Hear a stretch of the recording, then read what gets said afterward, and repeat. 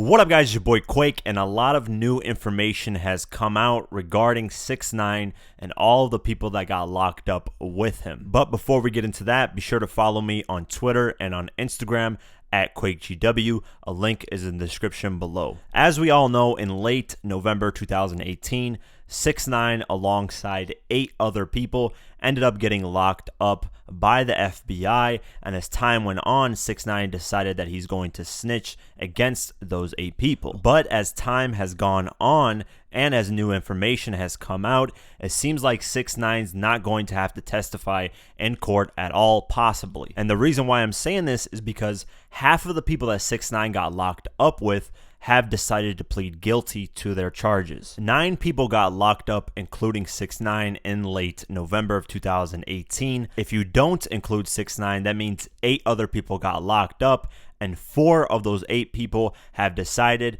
to plead guilty. Now, why would they plead guilty? Because the FBI has a 90% conviction rate. So going up against the FBI and the FBI having great evidence against you, there are chances that you will not win, and if you do not win that trial, you will be looking at life in prison. So why go up against the FBI, potentially lose because you have a 90% chance of losing, and end up getting life? So why not plead guilty, maybe face 10 to 15 years, do your time, and get out? That's the mentality of these 4 people that pleaded guilty. One of the 4 people is Shotti himself, who is the leader of this whole thing. The article says, on Wednesday, April 4th, the same day that Jamel Murda Jones admitted guilt, there was a second guilty plea in 6ix9ine's racketeering case. According to court documents, Fahim Crippy Walter also pleaded guilty, bringing the total number of guilty pleas in the case to 5, which would include 6ix9ine,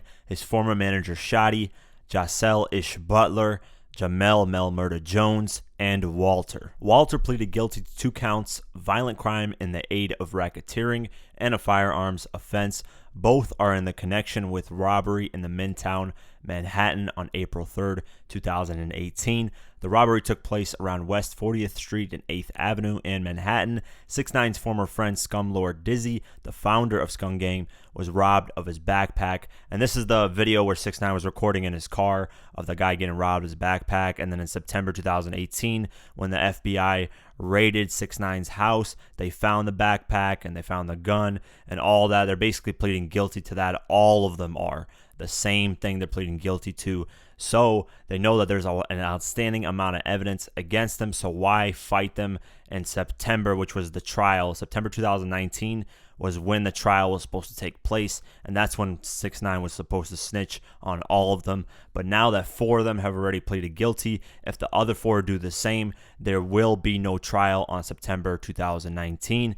And 6ix9ine could potentially get out earlier. And what do I mean when I say that? Well, if the other 4 people that haven't pleaded guilty decide to plead guilty to the things that they were charged with, that means everyone has pleaded guilty. There is no reason to do a trial date on September of 2019. That means that the lawyer of 6ix9ine can ask the judge for bail, because he'll say, hey, 6ix9ine was planning on snitching on all these people. They decided to plead guilty because they were scared. So he'll ask, can you please grant 6ix9ine bail? And whatever that bail is, I'm sure 6ix9ine has the money for it. And if he gets bail, that means he'll be out and he'll be free up only until January 2020. He will not be a free man 100%, because in January 2020, that's when 6ix9ine will get his sentencing for the things that he pleaded guilty for, which could be a year, which could be no jail time, which could be 10 years. We don't know. So let's just say those other 4 guys decide to plead guilty this month in April.